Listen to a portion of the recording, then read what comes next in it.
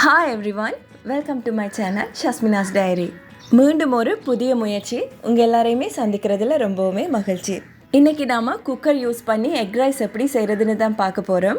இது பார்த்திங்கன்னா முட்டை ஃப்ரைட் ரைஸை விட ரொம்ப ரொம்ப டேஸ்டியாக இருக்கும்.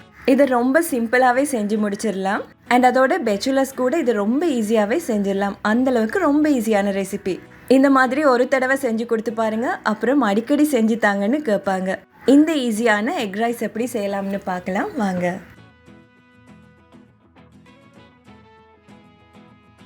முதல்ல இதுக்கு தேவையான பொருட்களை பார்த்துடலாம். இதுக்காக நான் 500 கிராம் அரிசி எடுத்து வச்சிருக்கேன். இதுக்காக நீங்க எந்த அரிசி வேணாலும் யூஸ் பண்ணிக்கொள்ளலாம். அதாவது கீரி சம்பா, பாஸ்மதி ரைஸ் இதுல எல்லாம் செய்யும் போது ரொம்பவே நல்லா இருக்கும். அடுத்ததா இது கூட நான் மீடியம் சைஸ்ல 4 முட்டை எடுத்து வச்சிருக்கேன். உங்ககிட்ட பெரிய முட்டை இருந்தால் நீங்க ஒரு 3 முட்டை சேர்த்துக்கொள்ளலாம். அடுத்ததாக இந்த எக் ரைஸுக்காக நான் சின்ன சைஸில் 2 வெங்காயம் எடுத்து வச்சுருக்கேன். கூடவே மீடியம் சைஸில் ஒரு கிழங்கு எடுத்துக்கொள்ளுங்க. அண்ட் இது கூடவே காரத்துக்காக உங்களுக்கு தேவையான அளவு பச்சை மிளகாய் எடுத்துக்கொள்ளுங்க. நான் ஒரு 2 பச்சை மிளகாய் எடுத்து வச்சுருக்கேன். அண்ட் அது கூடவே 2 கேரட்டும் எடுத்து வச்சுருக்கேன்.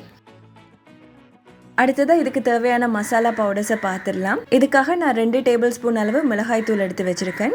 கூடவே 1 டேபிள் ஸ்பூன் அளவு மல்லித்தூள், 1 டேபிள் ஸ்பூன் அளவு பிரியாணி மசாலா தூள், கூடவே 1/2 டீஸ்பூன் அளவுக்கு மஞ்சள் தூள். அடுத்ததாக வாசனைக்காக நீங்கள் எந்த ஸ்பைசஸ் வேணாலும் சேர்த்துக்கொள்ளலாம். இதுக்காக நான் 2 கிராம்பு எடுத்து வச்சுருக்கேன்.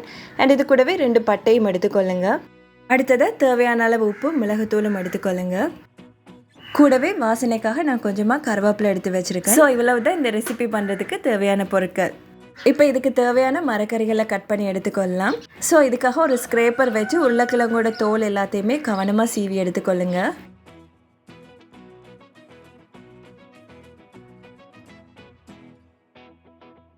இதே மாதிரி கேரட்டையுமே சீவி எடுத்துக்கொள்ளலாம்.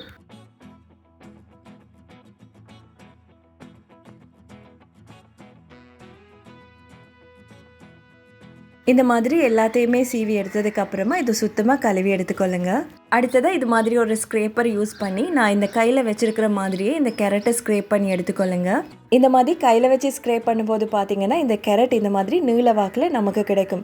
அண்ட் இதை பார்க்குறதுக்குமே இது ரொம்ப அழகாக இருக்கும். அண்ட் அதோட இதை நீங்கள் இந்த மாதிரி நிமித்தி வச்சு ஸ்க்ரேப் பண்ணினீங்க அப்படின்னா இது உங்களுக்கு சின்ன சின்ன சைஸாக இருக்கும். ஸோ இந்த எக் ரைஸுக்கு இது பார்க்குறதுக்கு நல்லா இருக்காது. ஸோ இந்த மாதிரியே ஸ்க்ரேப் பண்ணி எடுத்துக்கொள்ளுங்க.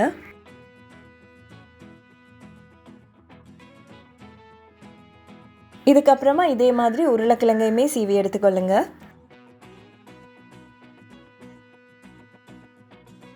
நீங்களே பாருங்க இது எவ்வளவு அழகா நீள நீளமாக வந்திருக்குன்னு. இதே மாதிரி இந்த உருளைக்கிழங்கு எல்லாத்தையுமே இதே மாதிரி ஸ்க்ரேப் பண்ணி எடுத்துக்கொள்ளலாம். அடுத்ததாக பார்த்தீங்கன்னா நான் எடுத்து வச்சிருக்க வெங்காயத்தையுமே நல்ல பெரிய பாக்ஸ் ஷேப்பில் இதை கட் பண்ணி எடுத்துக்கொள்கிறேன்.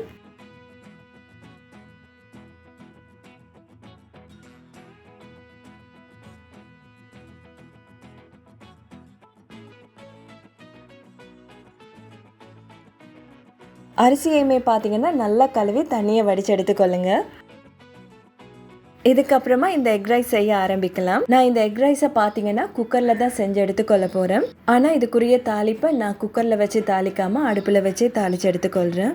இப்போ பார்த்தீங்கன்னா இந்த சட்டி நல்லா சூடானதும் நான் இதில் ஒரு 3 டேபிள் ஸ்பூன் அளவுக்கு எண்ணெய் சேர்த்துக்கொள்கிறேன். எண்ணெய் நல்லா சூடானதும் இதில் எடுத்து வச்சுருக்க பட்டை கிராம்புவை சேர்த்து விட்டுக்கொள்ளலாம். எனக்கு ஏலக்காய் கிடைக்கல, ஸோ உங்ககிட்ட இருந்தால் 2-3 ஏலக்காய் சேர்த்து விட்டுக்கொள்ளுங்க. இப்போ இது கூட நான் கட் பண்ணி வச்சுருக்க வெங்காயத்தை சேர்த்து விட்டுக்கொள்கிறேன்.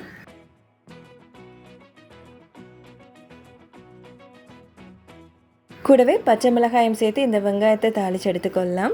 வெங்காயம் பார்த்தீங்கன்னா நல்ல பொன்னிறமாகும் வரைக்கும் தாளிக்கணும்னு எல்லாம் அவசியம் கிடையாது. இது ஓரளவு கண்ணாடி பதம் வந்தாலே போதும். இப்போ இந்த டைமில் நான் எடுத்து வச்சுருக்க மசாலா தூள் எல்லாத்தையுமே இது கூட சேர்த்து விட்டுக்கொள்கிறேன். இதுக்கு காரம் பார்த்தீங்கன்னா உங்கள் தேவைக்கு ஏற்ற மாதிரி நீங்கள் கூட்டி குறைச்சி கொள்ளலாம். அது உங்கள் இஷ்டம்தான். இப்போ இது ஒரு 2 நிமிஷம் வரைக்கும் நல்லாவே கலந்து விட்டுக்கொள்ளுங்க. இப்போ இதில் நான் ஸ்க்ரேப் பண்ணி வச்சுருக்க கேரட்டை சேர்த்து விட்டுக்கொள்கிறேன். சேர்த்து ஒரு தடவை நல்லாவே கலந்து விட்டுக்கொள்ளுங்க. இப்போ இது கூட கிழங்கையுமே சேர்த்து விட்டுக்கொள்ளலாம். இப்போ 2யுமே சேர்த்து ஒரு தடவை நல்லாவே மிக்ஸ் பண்ணி விட்டுக்கொள்ளுங்க.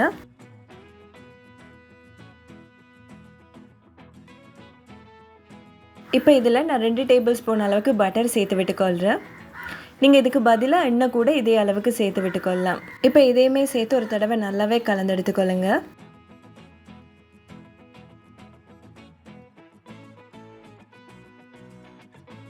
இந்த மாதிரி எல்லாத்தையுமே நல்லா கலந்தெடுத்ததுக்கு அப்புறமா இதில் நான் வடித்து வச்சுருக்க அரிசியை சேர்த்து விட்டுக்கொள்கிறேன்.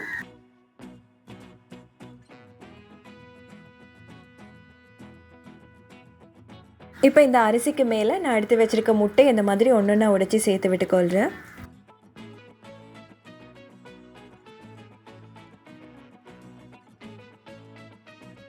இப்போ இதில் இந்த அரிசிக்கு தேவையான தண்ணியை சேர்த்து விட்டுக்கொள்ளலாம். தண்ணி சேர்க்கும் போது பார்த்தீங்கன்னா இது அரிசிக்கு தேவையான தண்ணியை விட கொஞ்சம் அதிகமாகவே சேர்த்து விட்டுக்கொள்ளுங்க. ஏன்னா இதில் நம்ம கிழங்கு கேரட் எல்லாம் சேர்த்துருக்கோம் இல்லையா, ஸோ இது எல்லாமே நல்லா வேக வைக்கிறதுக்காக கொஞ்சம் அதிகமாக தண்ணி சேர்த்து விட்டுக்கொள்ளுங்க. சேர்த்து இது எல்லாத்தையுமே ஒரு தடவை நல்லாவே கலந்து விட்டுக்கொள்ளலாம்.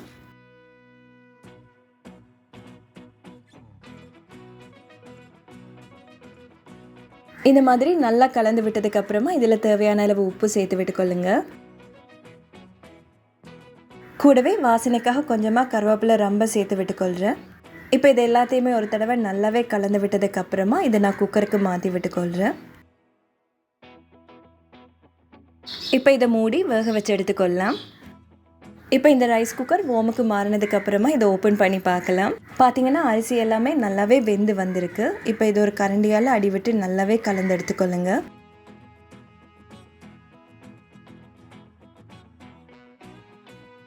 இப்போ இதையுமே ஒரு 10 நிமிஷம் வரைக்கும் ஓமில் வச்சு எடுத்துக்கொள்ளலாம்.